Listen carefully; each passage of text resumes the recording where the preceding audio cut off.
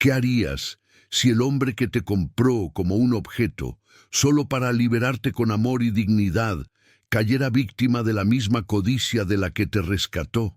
Y si, en el momento de su máxima ruina, la única forma de salvarlo fuese usando la fortuna que construiste en secreto, volviendo a la alta sociedad no como su esposa, sino como su acreedora más temida.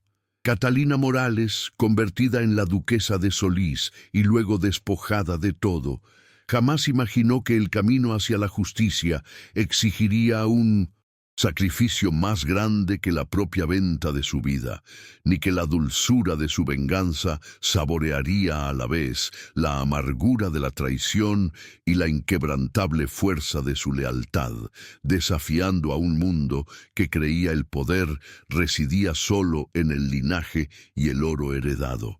Ella había sido la moneda de cambio, pero regresaría como la banquera. La luz dorada de la tarde se filtraba por las cortinas de terciopelo, pero el ambiente dentro de la alcoba del barón Morales era tan gélido como una cripta, reflejando el destino sombrío que se cernía sobre Catalina.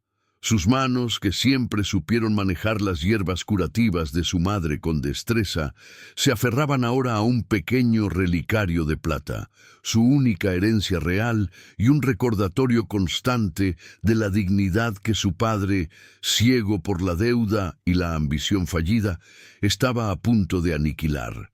La duquesa, aunque aún no lo era, sentía el peso del corsé opresivo no como un símbolo de la nobleza que le sería impuesta, sino como la soga que ataba su última esperanza de libertad. Mientras escuchaba las voces ásperas de su padre y el duque Rafael de Solís resonando desde el salón contiguo, negociando su vida como si fuera una pieza de mobiliario. El barón Morales, un hombre cuyo nombre ya solo suscitaba lástima y desprecio en los círculos de Madrid, había dilapidado no solo la dote de su difunta esposa, sino también las últimas tierras fértiles de la familia, obligando a su hija a este pacto ignominioso con el duque Rafael, un noble Medes, reputación intachable, pero al que apenas conocía. El aire estaba cargado del denso olor a brandy barato y el polvo antiguo de la casa. Una atmósfera que Catalina asociaba con la decadencia moral y financiera de su progenitor. A pesar de la precariedad y el miedo que le atenazaba el estómago, una llama sorda ardía en el pecho de Catalina. La duquesa se prometió, en el silencio de su corazón, que si su destino estaba sellado por esta transacción, usaría cada gramo de su inteligencia y su dignidad para sobrevivir y, si era posible, para encontrar una fisura en el muro de su desgracia. Su fuerza latente no residía en el grito ni en la rebeldía abierta, sino en la observación silenciosa y la habilidad para leer a las personas, una cualidad más rara en la alta sociedad que cualquier título.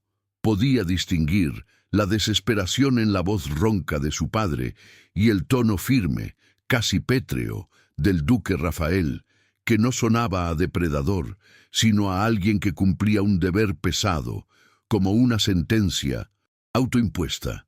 El duque, le habían dicho, era un hombre de honor que no la tomaba por lujuria, sino para protegerla de su propio padre y cumplir una cláusula de caridad estipulada por su abuelo, un detalle que, por alguna extraña razón, le ofreció un mínimo e inesperado consuelo. Si esta historia de redención y justicia ya te está atrapando, suscríbete ahora, porque cada semana traemos relatos donde los oprimidos encuentran su voz y el amor verdadero triunfa. Déjame en los comentarios, ¿desde qué país o ciudad nos acompañas? Tu apoyo hace posible seguir compartiendo estas historias. El verdadero arquitecto de la miseria del barón, y por extensión de Catalina, era el conde Matías de Solís, primo del duque Rafael, y un hombre cuya crueldad se disfrazaba de exquisita cortesía y una ambición sin límites.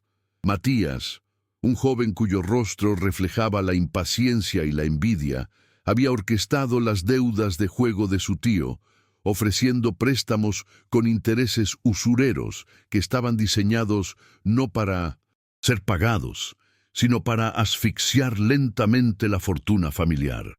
El antagonista había calculado cada movimiento con precisión de cirujano, buscando no solo la ruina del varón, sino la humillación de Rafael, el duque, a quien consideraba demasiado blando e idealista para portar el peso del ducado, creyendo fervientemente que el poder debía residir en manos más firmes y menos caritativas como las suyas. El status quo estaba firmemente establecido. Catalina era una víctima, su padre un peón, y Matías, el depredador oculto que se deleitaba con el sufrimiento ajeno, moviendo los hilos desde las sombras del salón. Lo que estaba en juego no era solo el futuro de Catalina, sino la honra de un apellido y la vasta fortuna minera de los Solís, un imperio de plata que Matías ansiaba poseer. El duque, al comprar la deuda y casarse con Catalina, había puesto un tope a la crueldad de su primo. Pero este acto de protección era, a la vez, una declaración de guerra que Rafael aún no percibía en toda su magnitud. El varón, al ceder a su hija, creía salvarse, sin saber que solo estaba encendiendo la mecha de una bomba social que detonaría años más tarde, arrastrando a todos a las profundidades de la deshonra. Desde la perspectiva de la sociedad, la joven Catalina era simplemente un daño colateral, una plebeya de nobleza menor a la que se le otorgaba una vida de lujo a cambio de su silencio y su sumisión, un arreglo común en la época. Sin embargo, su impotencia momentánea se transformaría en un motor de venganza, alimentado por el recuerdo de su madre y sus conocimientos de las tierras que el duque no podía ver, envuelto en su propia armadura de deber y tradición. La primera mención al duque Rafael entre los criados era siempre de respeto, pero teñida de un sutil pesar. Lo describían como un hombre justo, sí, pero atormentado por las restricciones de su linaje y la culpa de no poder ayudar a los necesitados como deseaba, un alma noble encadenada a su propio oro. El catalizador que forzó el cambio fue la llegada de la imponente carroza del duque a la puerta de la modesta residencia del varón. Un evento tan grandioso que humilló al viejo Morales más que la propia bancarrota.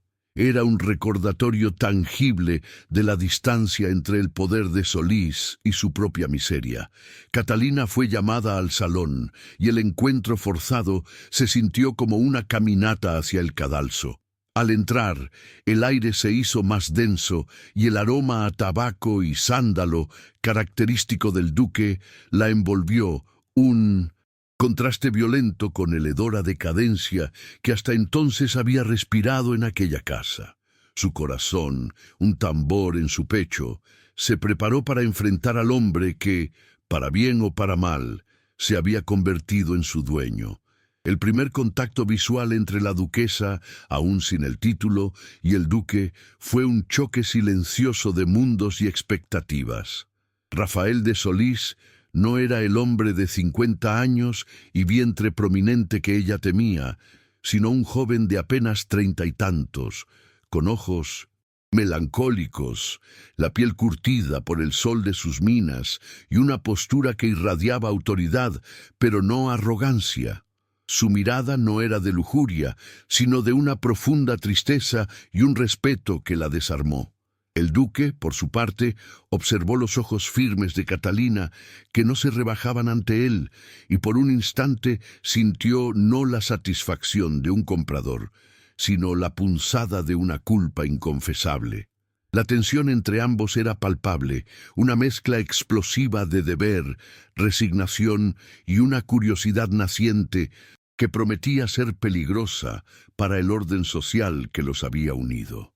El contrato matrimonial, un documento cargado de cláusulas financieras y sociales, fue firmado con el sonido seco de la pluma sobre el pergamino, un sonido que resonó en el salón como el cierre de un ataúd. El barón Morales suspiró con un alivio egoísta, mientras el duque Rafael sentía un peso de hierro sobre sus hombros, una responsabilidad que iba más allá del dinero y la caridad de su abuelo. Catalina, al estampar su rúbrica, lo hizo con la precisión de quien firma su sentencia, pero también con la convicción de que, si no podía elegir su vida, sí elegiría cómo vivirla. ¿Podría esta unión, nacida de la deuda y la deshonra, florecer en algo más que un acuerdo? ¿O estaban ambos destinados a ser solo víctimas de la codicia de Matías? La respuesta estaba en las paredes del inmenso palacio del duque, donde la duquesa aprendería pronto que las cifras en un libro de cuentas podían ser un arma más afilada que cualquier daga. Los primeros días en el Palacio de Solís fueron una lección de contrastes brutales para Catalina. Los techos altos y los candelabros de cristal que reflejaban la luz en 1000 destellos creaban una jaula dorada que, aunque hermosa, no borraba el recuerdo de la miseria y el abandono de su anterior vida. Observó con astucia la jerarquía rígida entre los sirvientes y la nobleza menor que frecuentaba el lugar, notando cómo la opulencia se construía sobre el silencio y el miedo, un sistema mucho más opresivo que la pobreza explícita. A diferencia de las otras damas de la corte que se dedicaban al bordado y el chismorreo, Catalina pasaba sus mañanas estudiando las etiquetas de los libros de la inmensa biblioteca del duque, buscando no historias de amor, sino tratados de economía y geología, demostrando una sed de conocimiento inusual para una recién llegada, una sed que el duque, en sus ausencias, había notado. Su vestimenta, aunque costosa, carecía de los ornamentos excesivos de las nobles de alto rango. Catalina prefería la sencillez elegante, una elección que la hacía destacar sutilmente entre el cliché social.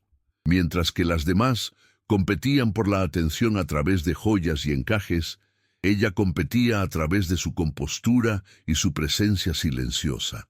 Un momento de pequeña victoria ocurrió en la cocina, donde, con humildad inesperada, ayudó a una cocinera a curar una quemadura con una mezcla de hierbas que había traído consigo, ganándose el respeto inmediato del personal de servicio, quienes la veían no como una noble más, sino como alguien que entendía el dolor y la necesidad.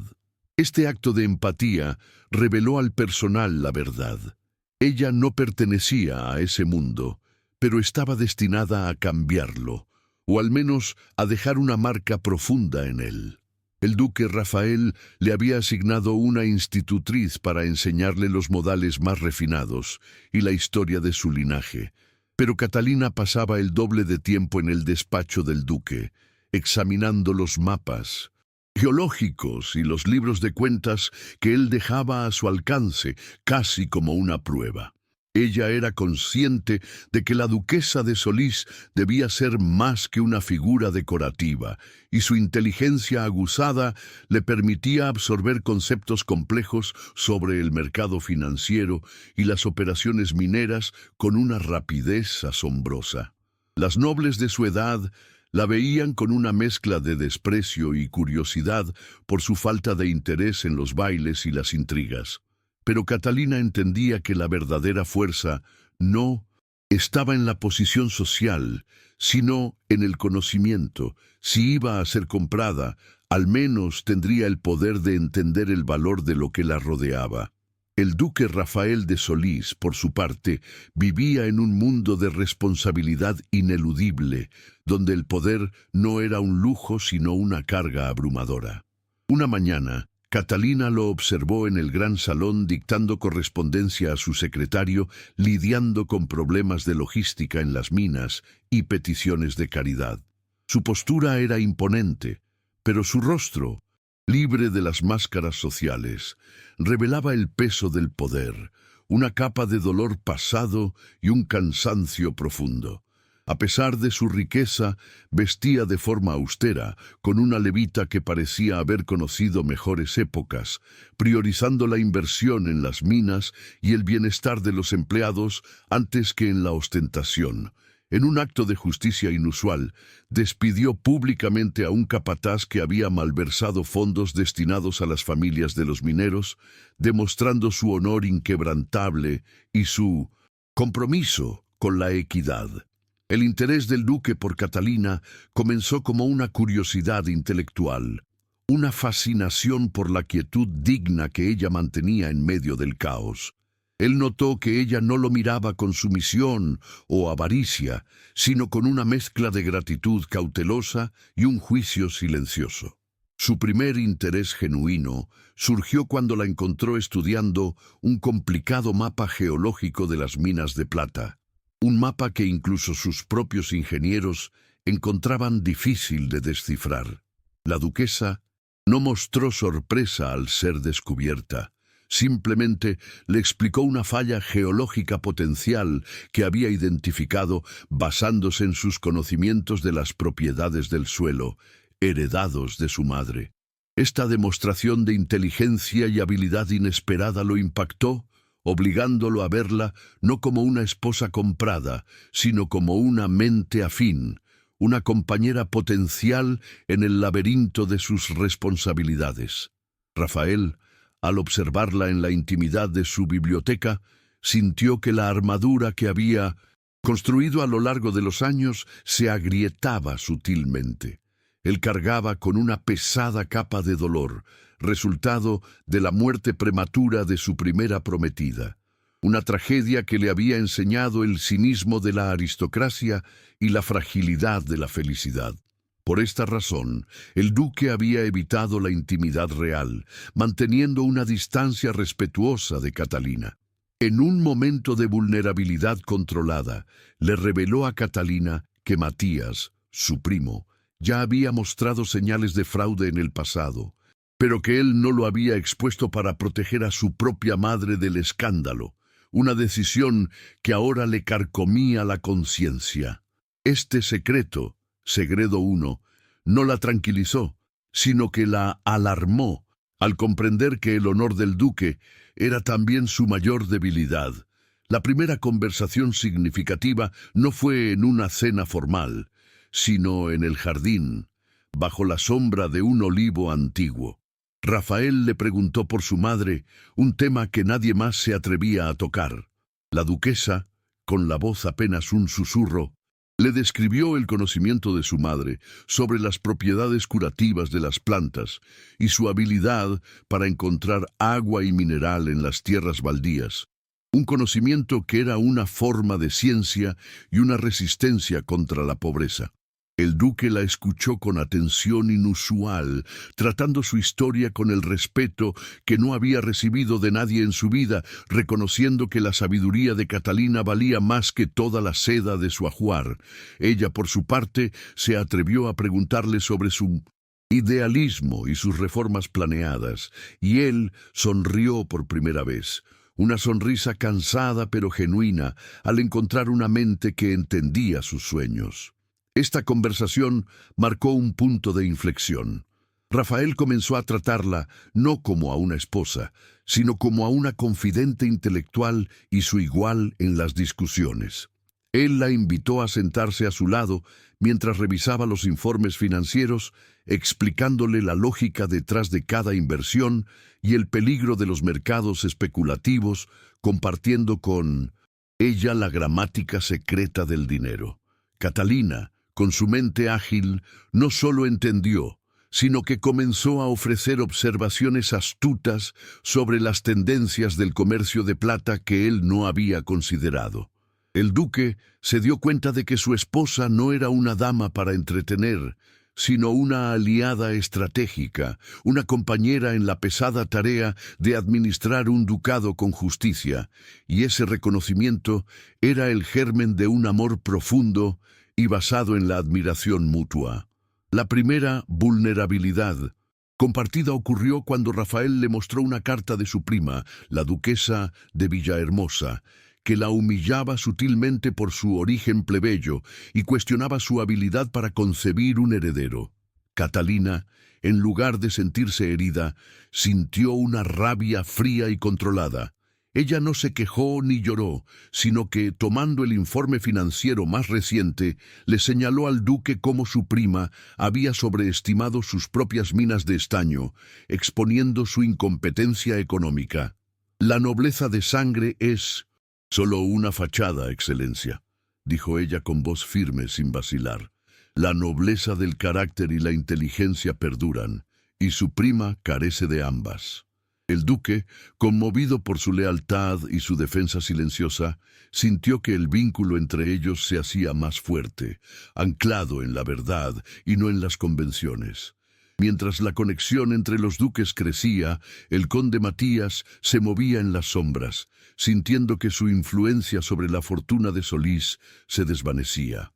Matías, al ver la creciente cercanía de Catalina con el duque, decidió actuar para perjudicarla, primero con sutileza. Durante una cena con los acreedores, el conde hizo un comentario venenoso sobre el humilde origen de Catalina y la falta de dote, buscando humillarla públicamente e insinuar que el duque se había casado por capricho. El sistema injusto se reveló más cruel cuando nadie de la mesa se atrevió a defender a la duquesa por miedo a ofender al conde, cuya riqueza fraudulenta era ya legendaria. La duquesa enfrentó la humillación con una calma de hielo, sus ojos oscuros registrando cada rostro y cada gesto de cobardía. El verdadero peligro se materializó cuando Matías, en su calidad de administrador financiero, comenzó a desviar grandes sumas de las minas de Solís, falsificando deudas en nombre del duque y utilizando la caridad de Rafael como coartada. El conde presentó informes que mostraban grandes pérdidas, argumentando que las reformas sociales del duque estaban arruinando la rentabilidad del ducado, sembrando dudas sobre su capacidad de gestión. Catalina, al revisar los libros a escondidas, identificó las irregularidades. Matías estaba invirtiendo el dinero robado en sus propias minas de plata, tratando de monopolizar el mercado. Ella confrontó al duque en privado, presentándole la evidencia, pero Rafael, atado por el segredo uno, se negó a hacer pública la traición sin pruebas irrefutables, dando tiempo a Matías para que su plan de golpe se acelerara. La heroína no esperó a que el duque actuara. Usando sus propios contactos entre los comerciantes de la ciudad, Catalina empezó a investigar las transacciones de Matías, buscando el punto débil en su cadena de mentiras. Aunque el duque intervino para protegerla de los ataques públicos de su primo, ella insistió en que su lucha debía ser una asociación. «No soy una flor de invernadero, Rafael», le dijo con la voz firme. «Soy una aliada. Si me compraste para honrar una deuda, permíteme ayudarte a honrar tu propia justicia». El duque sonrió y, por primera vez, sintió que su soledad se disipaba. «Antes de continuar con esta increíble historia de Catalina y el duque Rafael, quiero hablar un instante contigo. Esta es una de esas narraciones que te harán emocionarte, suspirar y tal vez hasta derramar lágrimas. Acompáñame hasta el final de esta jornada, porque cada giro, cada sacrificio y cada gesto de amor merecen ser vividos contigo. Cuéntame en los comentarios desde qué lugar del mundo estás escuchando este relato. Es hermoso imaginar esta historia llegando a tantos rincones diferentes, uniendo corazones a través de la emoción. Aprovecha y suscríbete a nuestro canal para seguir disfrutando de historias de época, siempre llenas de amor, aventura, intrigas y redención. Aquí cada detalle está pensado para tocar tu alma y llevarte a viajar en el tiempo. Quiero agradecerte de corazón por toda la atención y el cariño que has dedicado a cada capítulo. Es por ustedes que todo esto tiene sentido, y con ustedes quiero seguir compartiendo muchas otras jornadas emocionantes. A pesar de la creciente amenaza, su amor florecía en la quietud de la noche. un oasis de lealtad en medio de un desierto de traición. Una tarde, mientras revisaban juntos un antiguo mapa de las propiedades, el duque Rafael le reveló un detalle que cambiaría el rumbo de su destino. Le mostró una pequeña parcela de tierra olvidada en los límites del ducado, que no estaba registrada en los libros de Matías y que, según una escritura antigua, pertenecía a una plebeya, la madre de Catalina. Esta revelación de una herencia secreta, desconocida incluso para ella, no solo le devolvió una parte de su identidad, sino que le dio una base legal y económica fuera del control del duque, una independencia que sería crucial en la batalla que se avecinaba. La información crucial sobre el pasado de su madre y la existencia de esas tierras baldías le infundió a Catalina una nueva energía, una promesa de cambio inminente. El duque le había dado la llave de su libertad, no con dinero, sino con la verdad. Sin embargo, en ese mismo momento, un mensajero irrumpió en el despacho, trayendo noticias nefastas. Matías había utilizado documentos falsificados para convocar una reunión de emergencia de la junta directiva de Solís, acusando al duque de mala administración y forjando su ruina. La duquesa sintió un frío escalofrío. El amor la había liberado, pero la traición de Matías estaba a punto de costarle al duque no solo su fortuna, sino su propia vida. El momento de la desgracia total estaba por llegar. El golpe del conde Matías fue rápido y brutal, ejecutado con la precisión quirúrgica de quien ha planeado un asesinato económico durante años. En la reunión de la Junta, Matías presentó evidencias fabricadas, informes de pérdidas que exageraban la realidad y testimonios comprados que culpaban al idealismo del duque por la supuesta bancarrota del ducado. El clímax de la traición ocurrió cuando un médico, sobornado por el conde, testificó que el duque Rafael padecía de manía de grandeza y locura intermitente, descalificando así cualquier defensa que pudiera presentar el duque, pintándolo como un incompetente enloquecido por su propia bondad. La duquesa, presente en la sala, sintió como el aire se le escapaba de los pulmones al ver la mentira consumir la reputación de su marido, mientras el resto de los nobles observaba con una mezcla de miedo y satisfacción por ver caer a un hombre demasiado justo para sus estándares.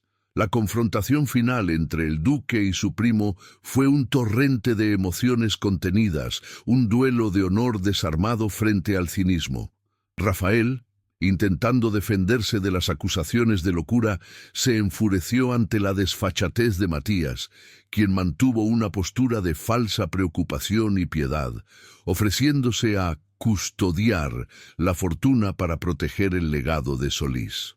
El duque, en un último y desesperado intento por exponer la verdad, confrontó a Matías sobre los desvíos de la mina, pero el conde, ya con la mayoría de votos a su favor, se rió con frialdad ante la Junta, diciendo que eran las fantasías de un hombre al borde del colapso mental. En ese preciso instante, la tensión emocional y la traición se hicieron insoportables para Rafael. El colapso del duque fue físico e inmediato, un evento dramático que selló su destino. En medio de su airada defensa, Rafael se llevó una mano al pecho y cayó al suelo, su cuerpo imponente inmovilizado por un evento que los médicos, sobornados rápidamente, diagnosticaron como un ataque de manía aguda y una incapacidad permanente. Matías tomó el control total de la situación, declarando al duque legalmente incompetente y asumiendo la administración del ducado y todas sus propiedades. En menos de 24 horas, el duque Rafael de Solís pasó de ser el hombre más poderoso de la región a un paciente en coma en su propio hospital privado, despojado de su nombre, su fortuna y su capacidad para luchar por sí mismo. La duquesa Catalina, ahora una paria y esposa de un loco, fue despojada de su título y de todas sus posesiones, su ajuar, sus joyas y hasta el dinero que Rafael le había regalado, todo confiscado bajo el pretexto de preservar los activos del ducado. Matías no se conformó con la ruina económica, buscó la humillación total. Su acción más vil fue el despejo inmediato de más de 300 aparceros y mineros de las tierras del duque, familias a las que Rafael había prometido ayuda y protección. Esta injusticia social, la pérdida de hogares y el sufrimiento de los inocentes fue el verdadero catalizador para Catalina, la gota que colmó la copa de su dolor y la transformó de víctima a agente. La injusticia alcanzó su punto insoportable cuando Matías la mandó expulsar de la propiedad, dándole solo una hora para recoger sus pertenencias, sin permitirle ni siquiera despedirse de su marido. Catalina, que había aprendido a observar en silencio, tomó solo dos cosas: el pequeño relicario de su madre y, oculto bajo el corsé, el mapa geológico de las tierras de Solís, el que había heredado de su madre plebeya. Mientras Matías, con una sonrisa triunfante, la veía marchar en un humilde carruaje, la duquesa se aferró a la última moneda de oro que Rafael le había dado, un regalo de su primer aniversario, y juró en silencio que esa moneda no sería para su huida, sino para el primer negocio que la llevaría a su fortuna y a la caída definitiva del conde Matías. El exilio de Catalina fue un descenso a la cruda realidad que el lujo del ducado le había permitido olvidar. Se refugió en una posada humilde en la periferia de Madrid, sintiendo el peso de la soledad y la desesperación, la cual era más pesada que la de su anterior vida. La duquesa se vio sin aliados. Los pocos nobles que la habían tratado con decencia le dieron la espalda, temerosos de la ira de Matías, o por conveniencia al querer congraciarse con el nuevo poder. Se encontró completamente sola, con el recuerdo del rostro inerte de Rafael grabado a fuego en su memoria, una imagen de sufrimiento que la atormentaba día y noche. Hubo un momento de quiebre, un colapso silencioso en la privacidad de su alcoba, donde las lágrimas se derramaron por el hombre al que amaba y por las familias despojadas por Matías. Reflexionó amargamente sobre la injusticia del mundo. La nobleza, que prometía honor y protección, era solo una fachada de avaricia, y el idealismo de Rafael había sido su ruina. Catalina comprendió que su única arma no era su título perdido, sino su mente, el conocimiento que Rafael le había impartido y la sabiduría de las hierbas de su madre, un conocimiento que la sociedad ignoraba, pero que era invaluable. Su conocimiento de las hierbas curativas de su madre le permitió conseguir un trabajo en la botica de un boticario local, un trabajo que le dio sustento y, más importante, acceso a información. Allí, mientras mezclaba tinturas y vendía remedios, escuchaba las conversaciones de los comerciantes y los rumores de la corte sobre las minas de Solís y la avaricia de Matías, tejiendo la red de su venganza. Se dio cuenta de que su debilidad no era el amor por Rafael, sino el miedo al fracaso. Este punto bajo fue la prueba de fuego de su carácter. La duquesa se recordó el juramento de dignidad que se había hecho en el salón de su padre, y con una determinación fría secó sus lágrimas y comenzó a planificar su retorno, centrándose primero en proteger a las familias despojadas del duque. Fue durante este período que Catalina comenzó a cultivar las tierras baldías que el duque le había revelado. Con la ayuda de un campesino honesto que había conocido en la botica, plantó hierbas medicinales exóticas, utilizando su conocimiento geológico para asegurar la fertilidad del suelo. El éxito de su primera cosecha, vendida discretamente a un precio muy alto, le proporcionó un capital inicial inesperado. La duquesa estaba tejiendo la tela de su nueva identidad, la Condesa Negra, una inversora anónima que operaba fuera de los círculos sociales. donde su origen plebeyo y su antigua identidad de esposa comprada no podrían perjudicarla. El miedo se transformó en estrategia y su rabia en una calculadora fría. El plan de Catalina tomó forma. La venganza no sería con espadas, sino con las cifras y los documentos legales que ella y Rafael habían estudiado. Su objetivo principal era el leilón de caridad que Matías había organizado para consolidar su poder, un acto hipócrita que el duque había defendido con tanta pasión.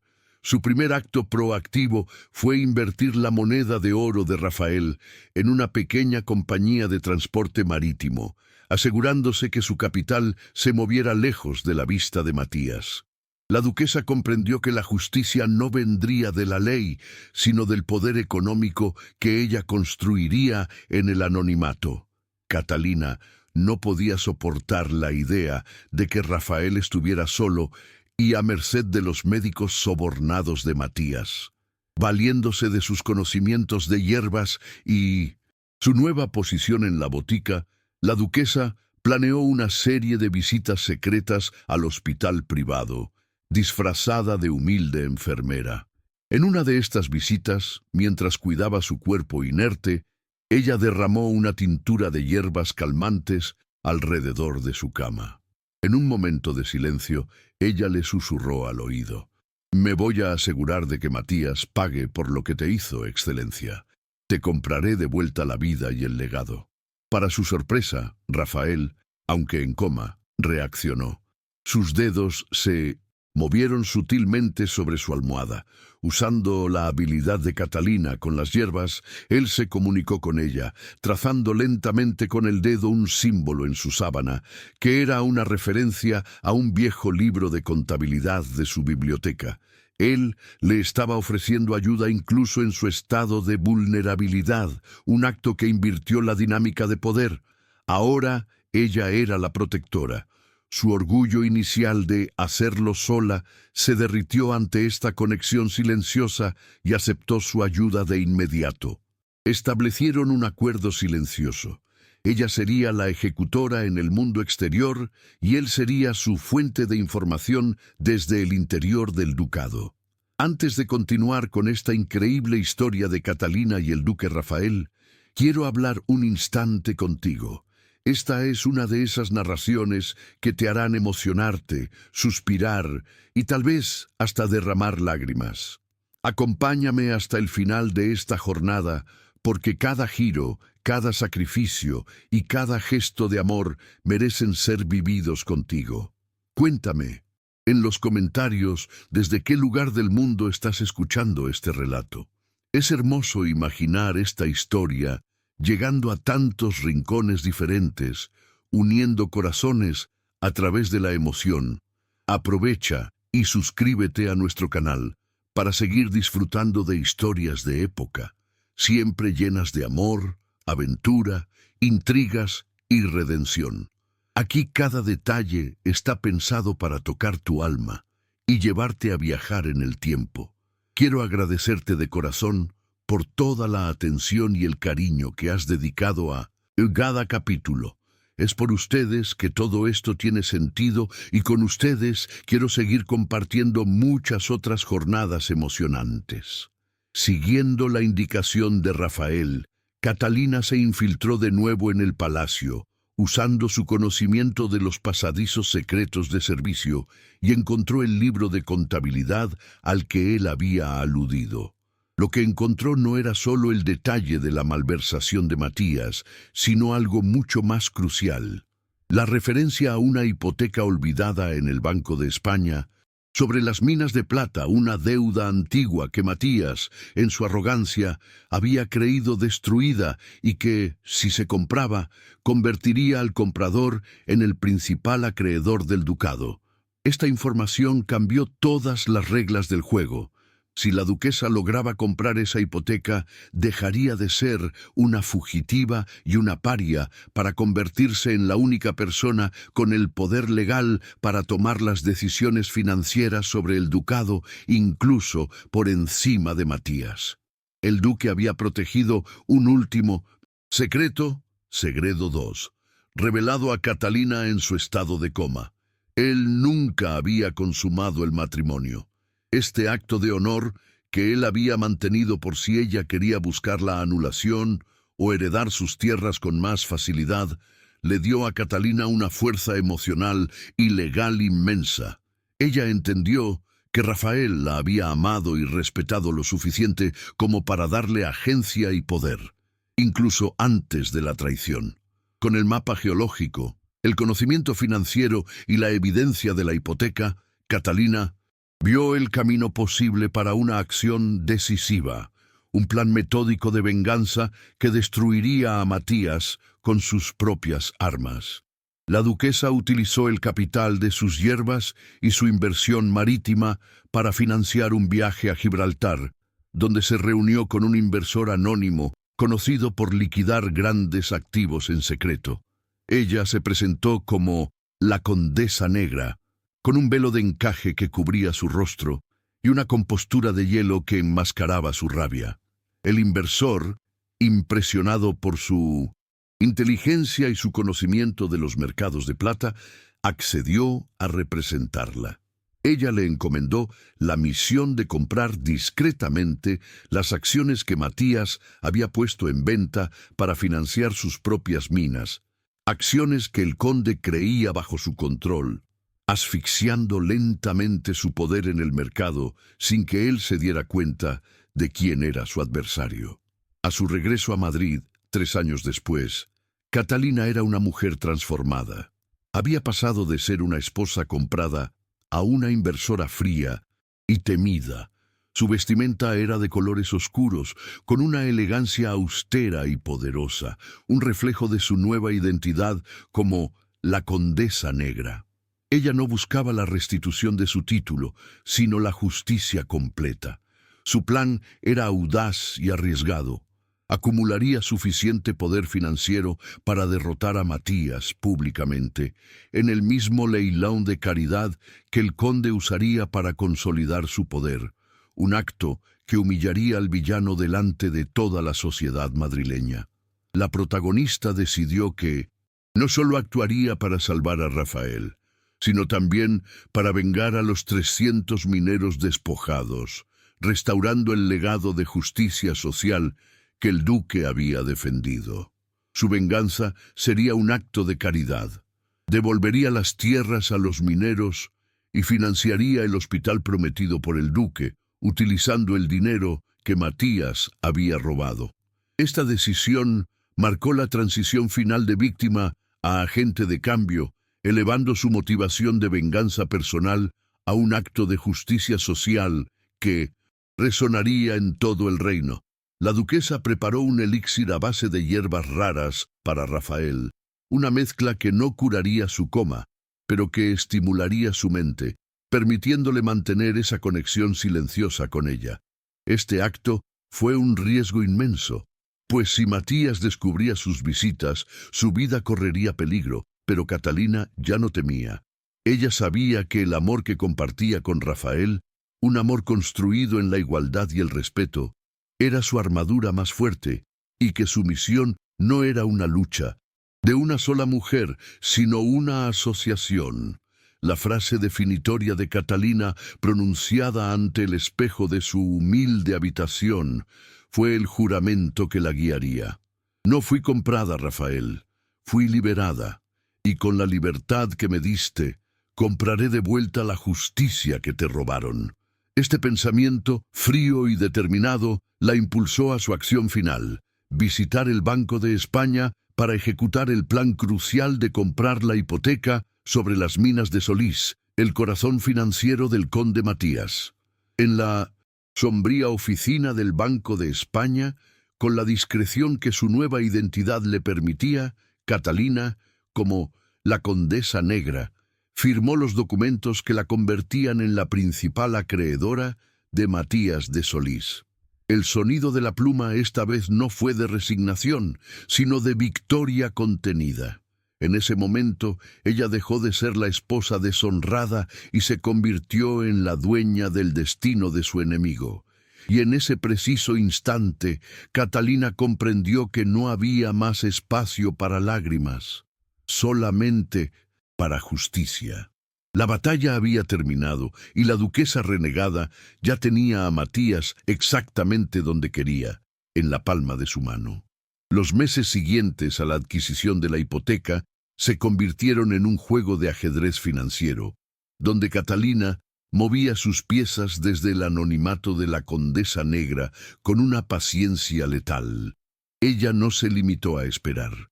Su plan requería metódicos pasos para desmantelar la estructura de poder de Matías sin alertarlo de la identidad de su adversario. La duquesa, con la ayuda de su inversor de confianza en Gibraltar, comenzó a comprar sistemáticamente las acciones de las minas de Solís que Matías había puesto a la venta. Su estrategia era simple pero brillante: inflar el valor de las minas con compras selectivas, haciendo que Matías se sintiera seguro en su supuesta riqueza, solo para que la caída fuera más estrepitosa cuando ella revelara su control mayoritario, una lección cruel sobre los peligros de la especulación que el propio Rafael le había enseñado en sus días de felicidad. Catalina también invirtió tiempo en el conocimiento profundo del mapa geológico que su madre le había dejado. Las marcas en el antiguo pergamino, que Matías había desestimado como simples anotaciones plebeyas, revelaban la ubicación exacta de una falla geológica importante que atravesaba el corazón de las nuevas minas de plata del Conde. Ella sabía que, si esta información se hacía pública en el momento adecuado, no solo arruinaría las minas de Matías, sino que también lo expondría como un inversor imprudente, destruyendo su reputación y el valor de sus activos. La Condesa Negra buscó recursos y aliados, contactando a varios mineros despojados, a quienes prometió no riqueza, sino el regreso de sus tierras y la justicia de su antiguo duque, ganándose su lealtad incondicional para el enfrentamiento final. El conde Matías, ajeno a la red que se tejía a su alrededor, se sintió cada vez más arrogante, creyendo que su inversión en las minas de Solís era una fortuna inagotable. En sus interacciones secretas con la Condesa Negra, a quien solo conocía por cartas selladas con un lacre inusual, Matías la trataba con desprecio velado, intentando negociar tratos que lo beneficiaran a él y subestimando su inteligencia. Catalina, a través de sus cartas, manipulaba sutilmente al conde, dándole información falsa que lo obligaba a invertir más en las minas con fallas, asegurándose de que su propia avaricia sellara su destino. El duque Rafael, en su silencio en el hospital, era su mayor recurso, pues la conexión silenciosa a través del elixir le permitió a Catalina confirmar la autenticidad de ciertos documentos que Matías había falsificado. La duquesa no aceptó ayuda financiera del duque, ni siquiera de los pequeños fondos que él había logrado ocultar antes de su colapso, manteniendo su agencia financiera como la Condesa Negra completamente independiente. El duque, a través de sus sutiles movimientos, la guió hacia el abogado de su padre, un hombre de honor que no estaba involucrado en la traición y que le proporcionó documentos cruciales sobre la legalidad de la hipoteca de Catalina.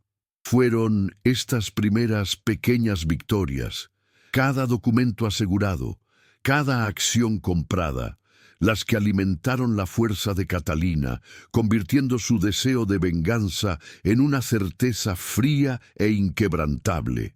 Matías, sintiendo una amenaza creciente en la aparición de esta misteriosa Condesa Negra, intensificó su vigilancia sobre las pocas propiedades que aún quedaban bajo el nombre de Rafael. Él intentó investigar su identidad, pero Catalina había construido una coartada impenetrable que apuntaba a una acaudalada viuda portuguesa. El conde intentó un contraataque menor, difamando a la familia de los mineros despojados, pero Catalina respondió enviando ayuda legal y dinero anónimo a las familias afectadas, demostrando su creciente poder y su compromiso con la justicia social.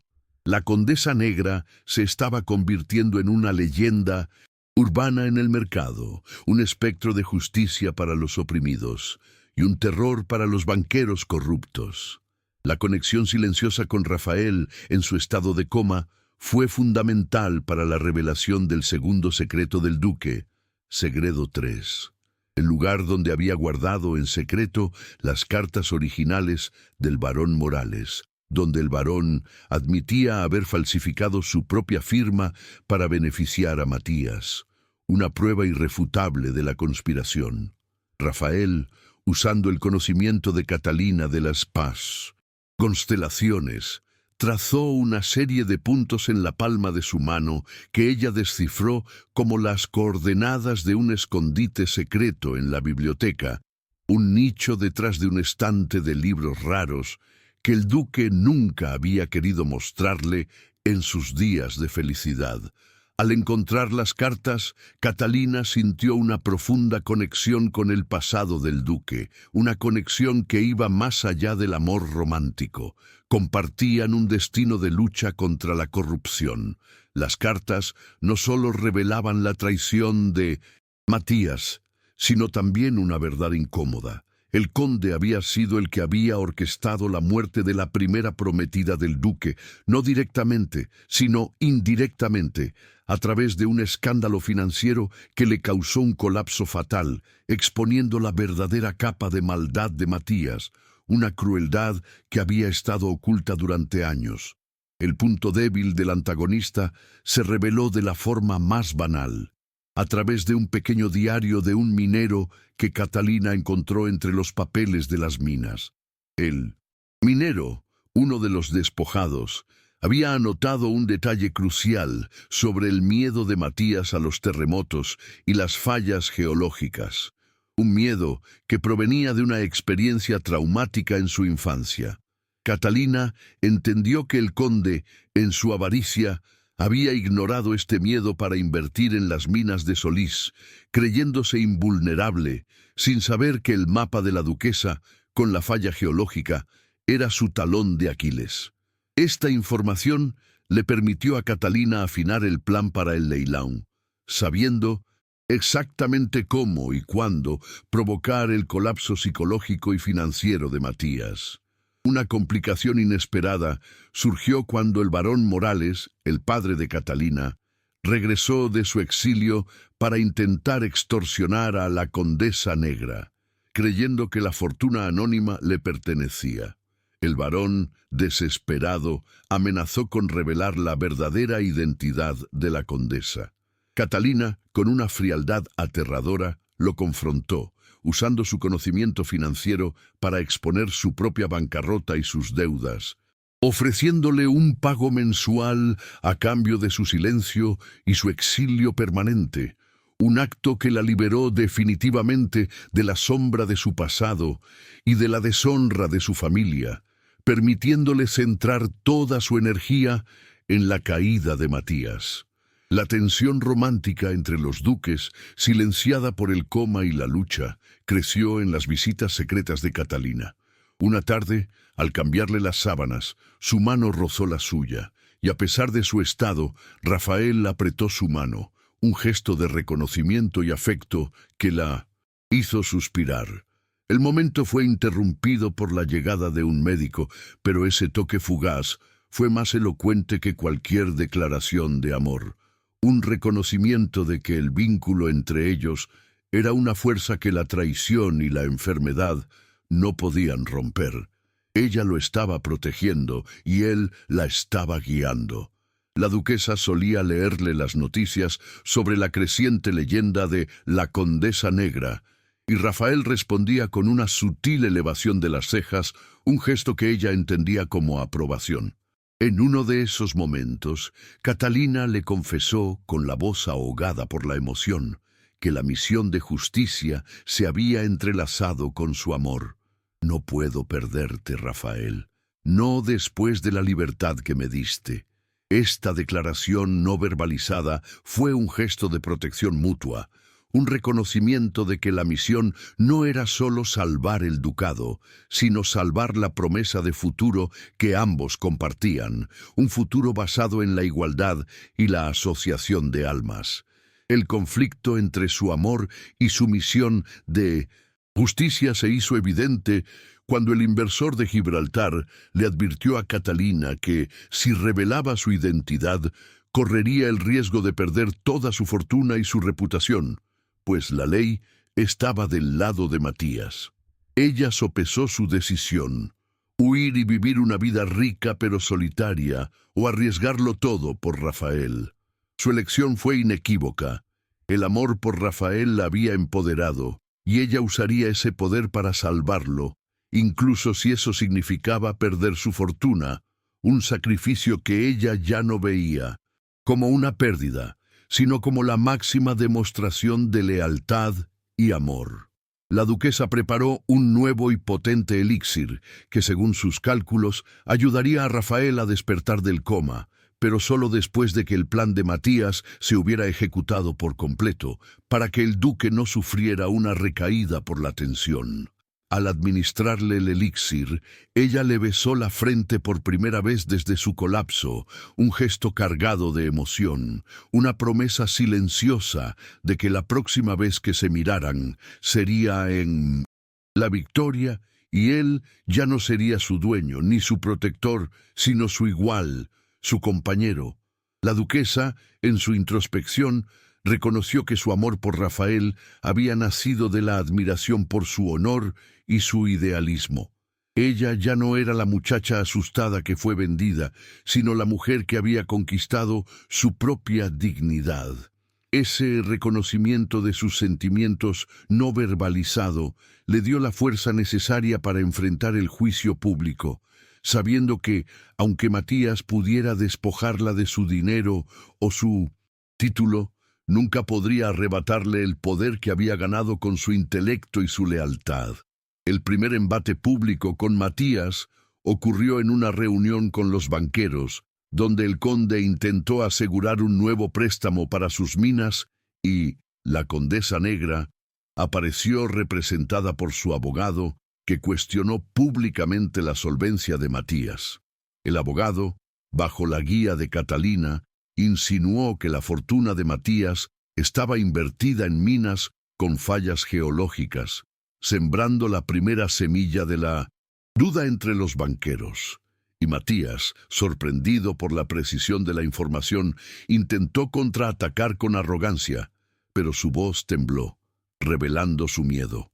La duquesa, detrás de la escena, demostró su nueva posición de fuerza al comprar la mayoría de las acciones de un pequeño banco que Matías controlaba, obligando al conde a buscar desesperadamente nuevos inversores para financiar su plan de monopolio. Matías se dio cuenta de que la condesa negra no era un simple inversor, sino un adversario con acceso a información privilegiada, y su paranoia creció, obligándolo a cometer errores en sus transacciones, lo que permitió a Catalina acumular más pruebas de su fraude. El conde intentó contraatacar comprando la tierra de la madre de Catalina, la única propiedad que ella había conservado, pensando que la duquesa se aferraría a ese recuerdo sentimental. Pero Catalina, anticipando su jugada, ya había transferido el título a los mineros despojados, usando la tierra para construir una primera escuela. Matías, al recibir la noticia, estalló de rabia, fallando parcialmente en su intento de sabotaje, mientras las pocas testigos que aún creían en él comenzaban a cuestionar su versión de los hechos, al ver que la justicia social del duque continuaba, incluso en su ausencia. Los rumores sobre la condesa negra se extendieron por Madrid. Hablaban de una mujer misteriosa que vengaba a los oprimidos y destruía a los corruptos con el poder del dinero. El público, cansado de la avaricia de Matías, comenzó a ver en la condesa una figura de esperanza. Estos rumores crearon un ambiente de tensión en la alta sociedad, que se preparó para el leilón de caridad de Matías, un evento que se había convertido en el campo de batalla final entre la duquesa anónima y el conde ambicioso. El plan completo de Catalina estaba listo, meticulosamente ensamblado con las piezas del rompecabezas que Rafael le había ayudado a encontrar. Había comprado las acciones, tenía la hipoteca y las pruebas de la traición de Matías, además del mapa geológico que probaría su incompetencia. La noche del leilón se acercaba y la duquesa pasó el último día en el hospital, sentada junto a Rafael, sintiendo la calma antes de la tormenta.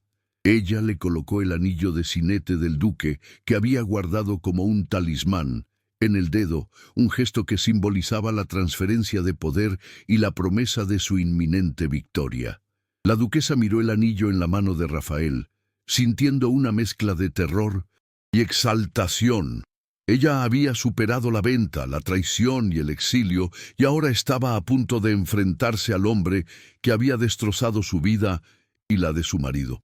El sonido de las campanas de la iglesia marcando la medianoche resonó en la ciudad, anunciando el inicio del día del leilão, el día del ajuste de cuentas.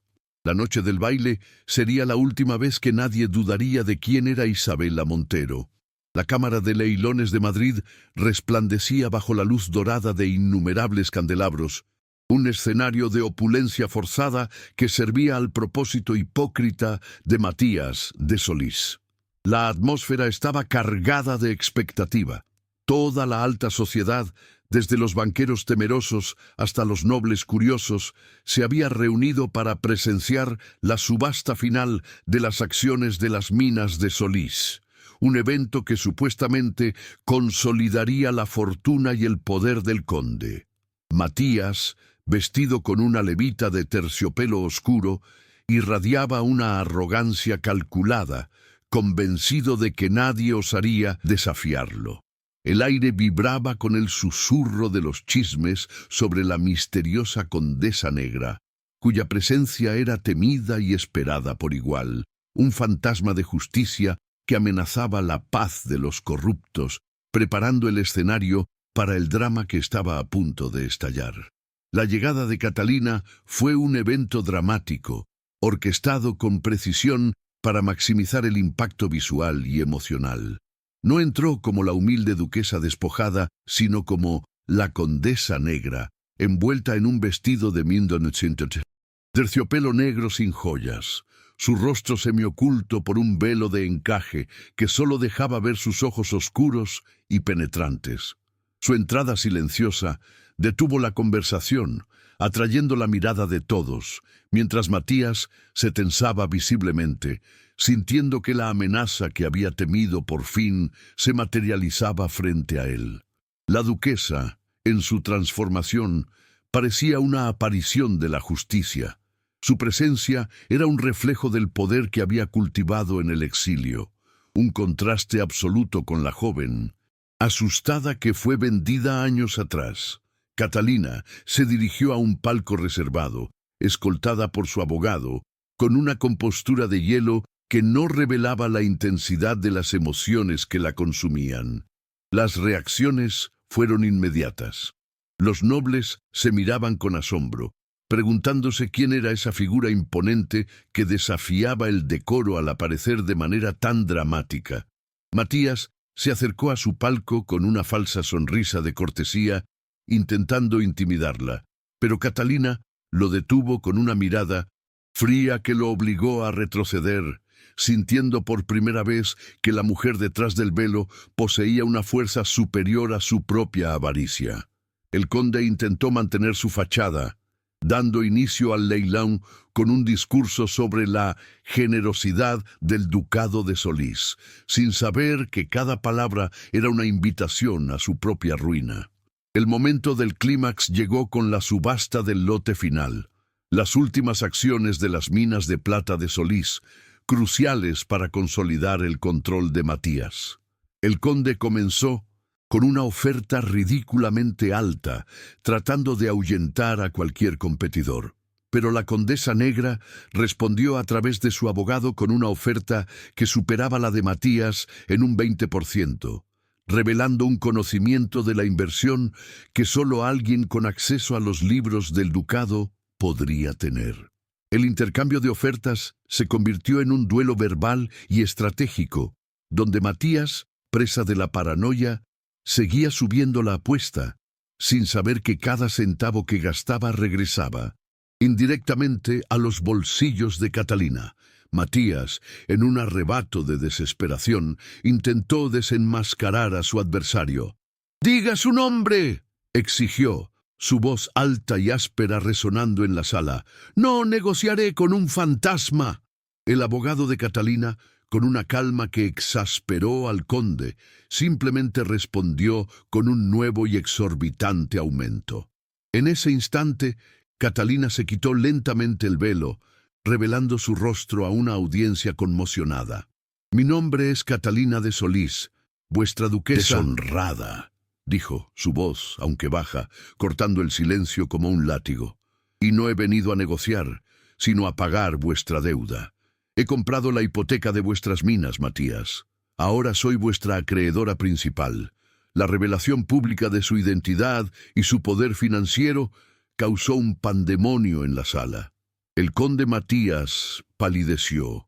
Su fachada de arrogancia se hizo añicos al comprender el alcance total de la traición y la estrategia de Catalina.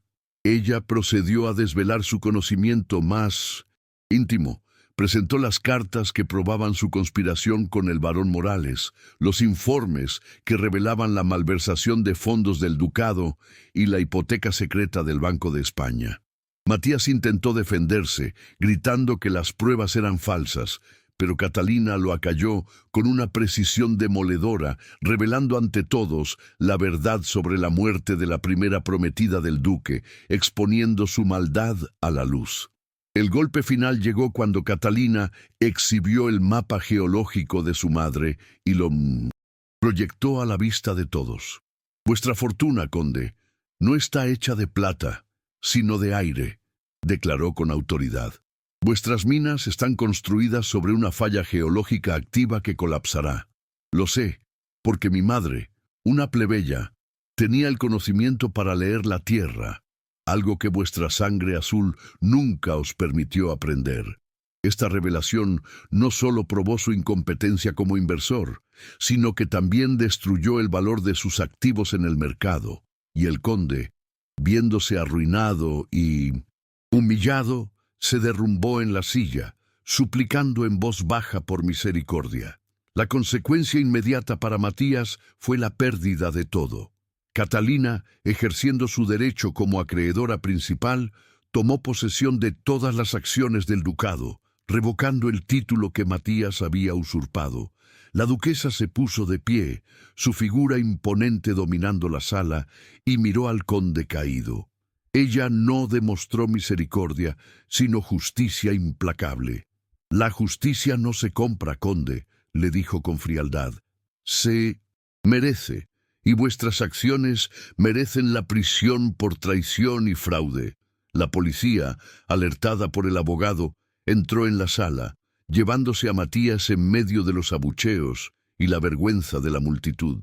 En ese momento, el duque Rafael, en el hospital, despertó del coma, estimulado por el potente elixir y el cese repentino de la amenaza que lo había mantenido cautivo.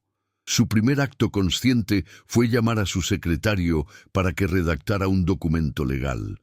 De vuelta en la Cámara de Leilones, Catalina anunció la restitución del duque y su propia intención de usar la fortuna para el bien mayor, financiando la escuela y el hospital prometidos a los mineros despojados.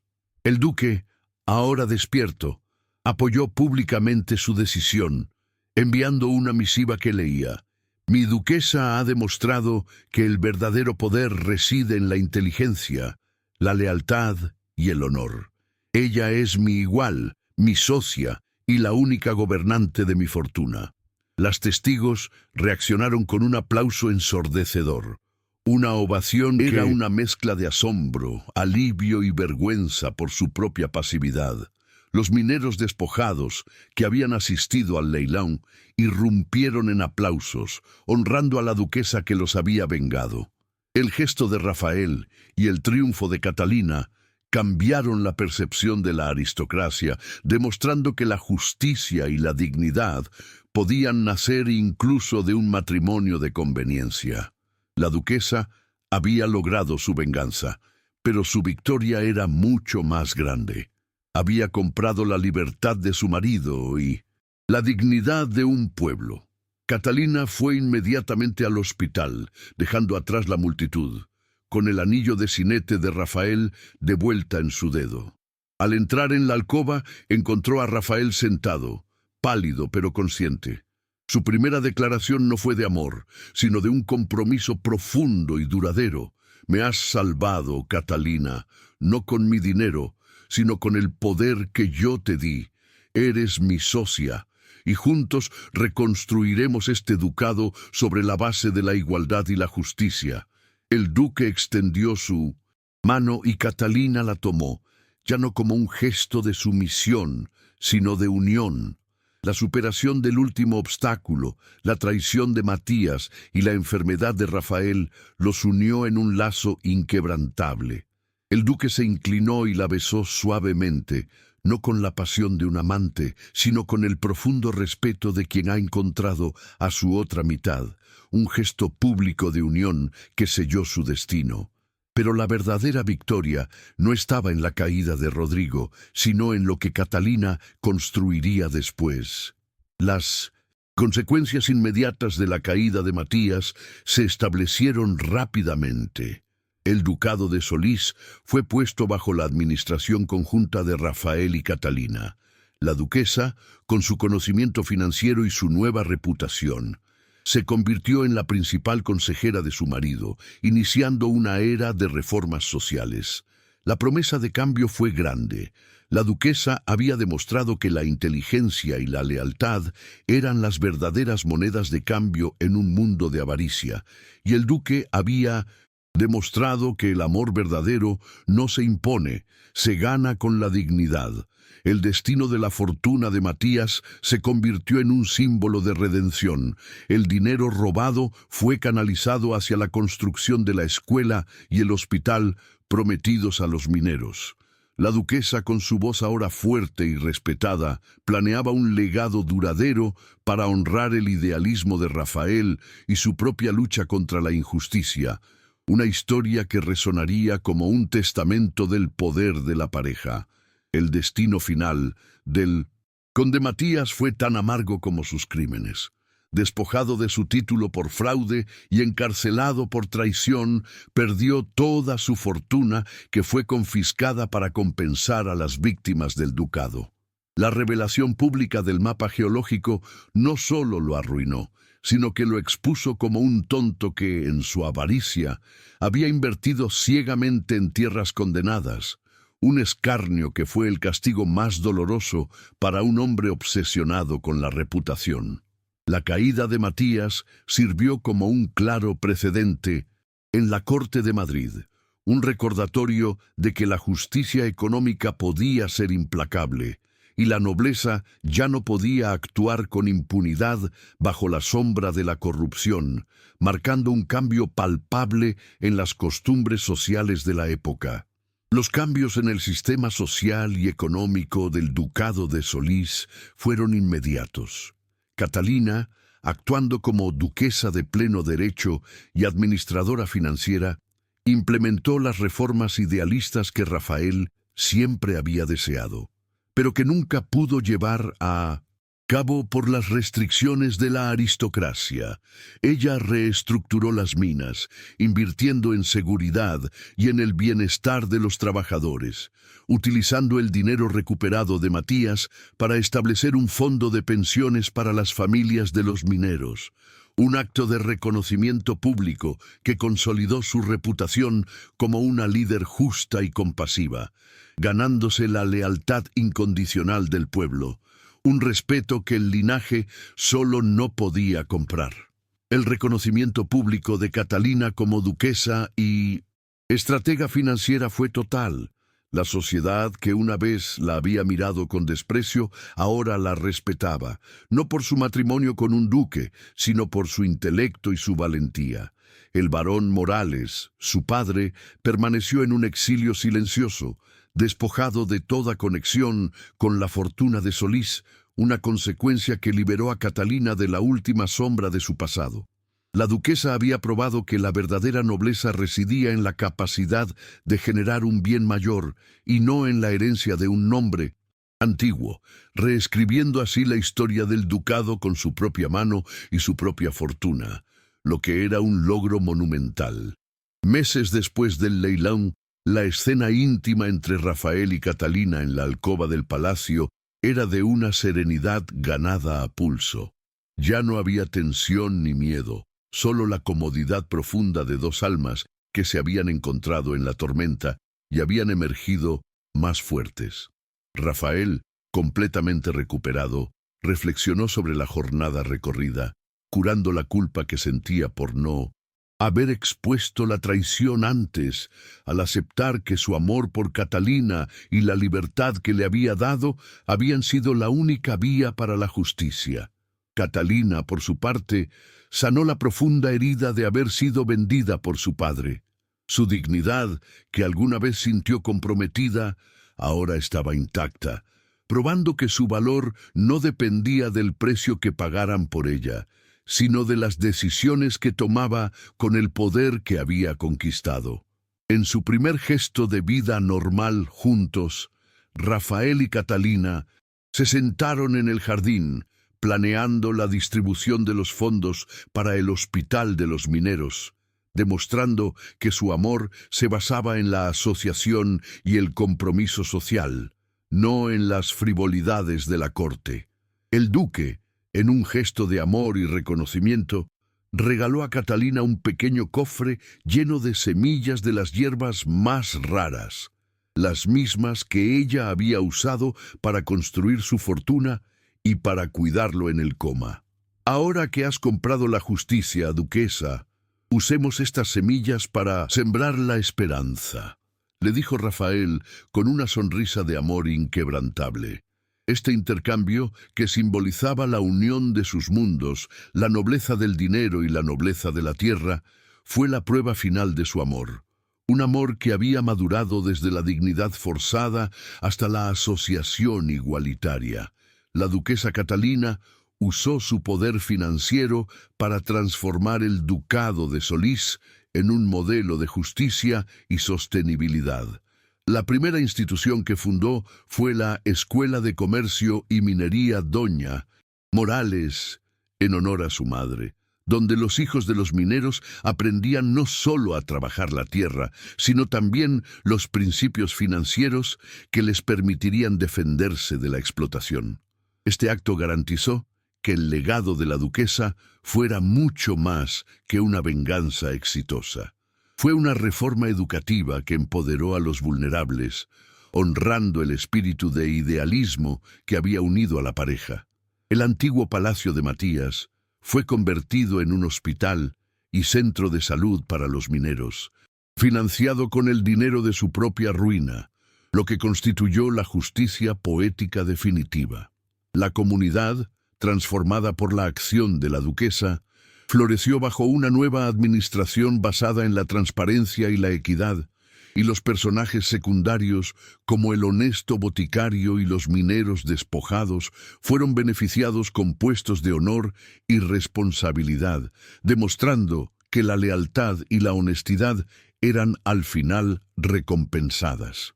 Si has acompañado la historia de Catalina Morales y del duque Rafael de Solís hasta el final, dime cuál fue el momento más emocionante para ti. Escríbelo en los comentarios porque tu voz da sentido a cada capítulo. Aprovecha para suscribirte a nuestro canal y seguir disfrutando de romances de época llenos de amor, drama y emoción. Gracias de corazón por haber vivido esta travesía conmigo. Muy pronto volveremos con una nueva historia que tocará tu alma. Una elipse narrativa de 2 años llevó a la escena final. Rafael y Catalina, ahora padres de un niño, estaban en el patio del ducado, no en trajes de gala, sino en ropa sencilla, observando a su hijo jugar cerca de la escuela que ella había fundado. El contraste con la escena inicial del bloque 1 era palpable. La casa, antes llena de tristeza y decadencia, ahora irradiaba vida y prosperidad. La duquesa y el duque estaban en posiciones invertidas y elevadas. Ella, la antigua plebeya, era la principal motor de las finanzas y la reforma, y él, el duque, era su firme protector y compañero. Pelta.